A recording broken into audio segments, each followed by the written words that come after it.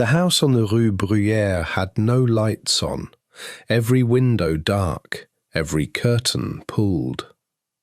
The neighbours noticed around 6 in the evening, when the whole block was lit except for one address. Léonie Léa Duclos, a neighbour, found that strange enough to mention to her husband. The Lancelins were a well-regarded family. Monsieur Léon Lancelin was an attorney. His wife, Léonie, and their adult daughter, Geneviève, were expected that evening at a dinner party they never arrived to. By 9 o'clock, Léon Lancelin was standing outside his own front door, unable to get in. He called the police. When officers entered through a ground-floor window, they found the entire house cold and black. No electricity. The fuse box on the ground floor had been blown, every circuit dead. They climbed the stairs, calling out, their lantern cutting through the dark one step at a time. The first floor was empty. The second floor landing was not. The bodies of Léonie Lancelin and her daughter Geneviève were on the floor. Both had been beaten with a hammer and a pot lid. Both had been strangled. Their eyes had been gouged from their skulls. While they were still alive, the medical examiner would later conclude. The lamps from the landing had been placed on the ground beside them, as if arranged. At the far end of the landing, one door was locked from the inside. Officers forced it open. Inside, in the dark, in the same bed, were the 2 maids. Christine Papin was 28 years old. Her sister Léa was 21. They had worked for the Lancelin family for 6 years without a single formal complaint lodged against them. When the police asked Christine what had happened, she told them immediately. Then she changed her answer. The Lancelins required their servants to work in silence, to remain invisible, and to have no social life outside the household. When investigators began interviewing the family's neighbours and former acquaintances in the days after the murders, the picture that assembled itself was consistent and specific. Christine and Léa were not permitted to receive visitors. They were not permitted to leave the house except for groceries. For 6 years, they shared a single attic room at the top of the building. Christine earned approximately 8 francs a week, Léa somewhat less, together wages that fell below even the modest regional average for domestic servants in interwar France. Their combined pay covered nothing outside the household. There was nowhere financially to go. What the police investigation surfaced about Christine's background sharpened the picture further. Before entering domestic service, she had spent years in a Catholic orphanage, and at 15 she had reportedly asked to enter a convent, a request her mother refused so that Christine could earn wages and send money home. Their mother, Clémence Papin, is described in contemporary court records as neglectful and intermittently abusive. An older sister, Emilia, had suffered a breakdown and been institutionalized. The family's history of psychological instability was raised at trial. How much weight the court gave it is reflected in the sentence. What neighbors told investigators about the sisters in the street was this: in 6 years, no one had seen either of them stop to speak with another person. Not once. One neighbor, when pressed, recalled a single afternoon when Christine had stood at the front step for perhaps 10 minutes before going back inside. That was the whole of her visible life beyond the walls. The immediate trigger was an iron. More specifically, the iron's cord had caused the house's electricity to short out for the second time in a matter of weeks. Léonie Lancelin had been furious about the first incident. She had threatened to dock the sisters' wages for the repair cost. On the evening of February 2nd, Madame Lancelin came home with her daughter Geneviève and found the house without power again. She went upstairs. Christine was on the landing. What exactly was said between them in the next 60 seconds has never been established. The only survivor of that conversation was Christine herself, and her account changed. What she consistently maintained was this: she believed Madame Lancelin was about to strike her. She did not wait. The medical examiner's report ran to several pages of clinical French.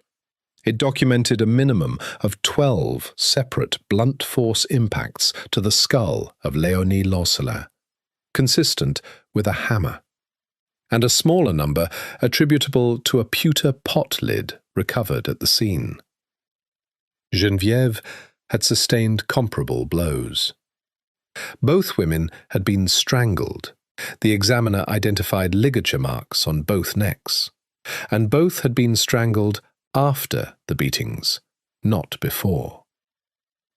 The enucleation of the eyes, bilateral on both victims, was performed last. The examiner's language was precise. The wounds were consistent with manual extraction, supplemented by a pointed instrument, and the hemorrhagic pattern indicated the women were alive, though likely unconscious, when it occurred.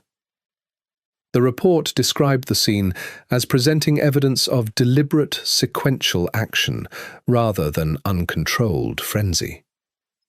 The entire attack lasted, by Christine's account, less than 30 minutes.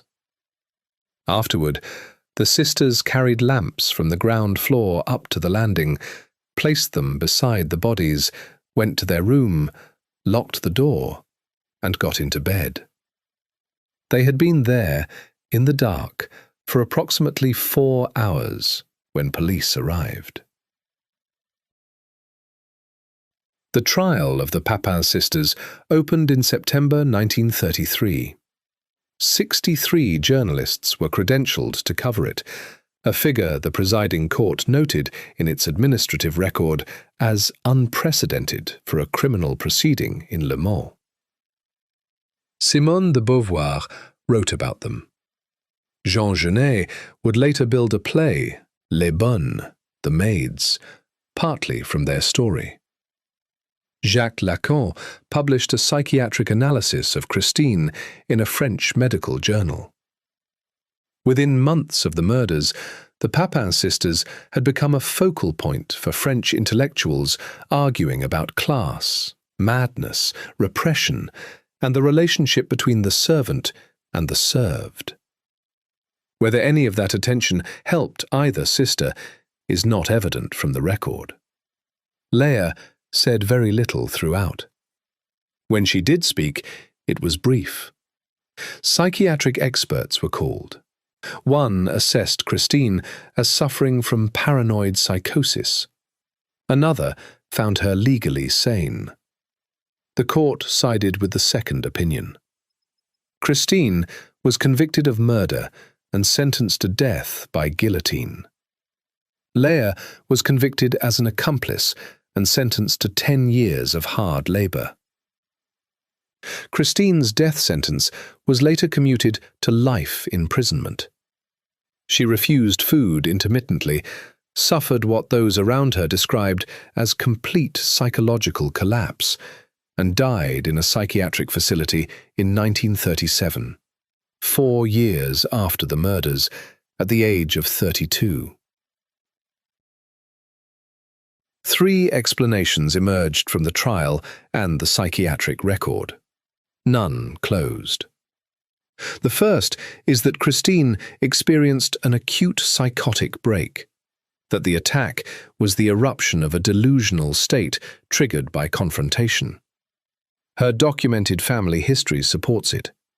A sister institutionalized for breakdown, a mother whose behavior the court record classified as abusive, and Christine's own rapid deterioration in custody into what observers described as full dissociation. The evidence against it is the examiner's own language. Deliberate, sequential action. A psychotic fugue does not arrange lamps. The 30-minute duration and the ordered progression of injuries are not consistent with a break from volition. They are consistent with its exercise. That contradiction has never been resolved in the record. The second explanation is the one the French intellectual left built its response around. 6 years of accumulated, unvoiced rage reaching the only exit available. The conditions are documented, and they were genuinely punishing. The isolation, the attic room, the below-average wages, the prohibition on any outside life. Simone de Beauvoir and her contemporaries read February 2nd as the servant finally turning on the master. The problem is structural in the opposite direction. Hundreds of thousands of people lived in comparable or worse conditions of domestic servitude in interwar France without committing violence. Conditions explain context. They do not explain why that landing, that evening, and not any of the 2,190 evenings before it. The third centers on the relationship between the sisters themselves. In psychiatric interviews conducted after her arrest, Christine described experiencing, in the weeks before the murders, a hallucinatory merging with Léa, a sensation that their eyes had physically exchanged, that she was seeing through Léa's eyes and Léa through hers. Jacques Lacan published his reading of this in the journal Le Minotaure in 1933, arguing it was the key to the whole case. A psychotic collapse of self-other distinction that, when threatened from outside, became exteriorized as violence. The problem with Lacan's analysis is that he never examined Christine directly. He was reading case notes, not a patient. His conclusion is unfalsifiable on the available evidence, which is precisely why it has never been discarded. The facts of the attack are not in dispute. What investigators and psychiatrists never resolved is the motive for the enucleation specifically. Gouging the eyes of your employer is not a movement born from rage alone. It is specific, it is targeted, it required sustained effort on 2 separate people, and Christine would not explain it in terms that satisfied anyone. Léa was released from prison in 1943 after serving her full sentence. She disappeared from public record. Somewhere she took a new name, and no subsequent trace of her has been confirmed. The last reliable sighting places her in the west of France, working, it is reported, in domestic service again. The house on the Rue Bruyère was sold shortly after the trial. Property records show it changed hands at least once more before the war. The lamps on the landing, placed carefully, deliberately, facing the women they had just killed, were the last thing anyone asked Christine to explain. She acknowledged placing them. She said only that she wanted to see. Only the sisters stayed in the record. Christine in an asylum file stamped 1937, Léa in nothing at all. Thanks for staying with this one to the end. If a story like this is why you're here, hit subscribe. We open a new file every few days. Every file in the vault has a story. We'll see you at the next one.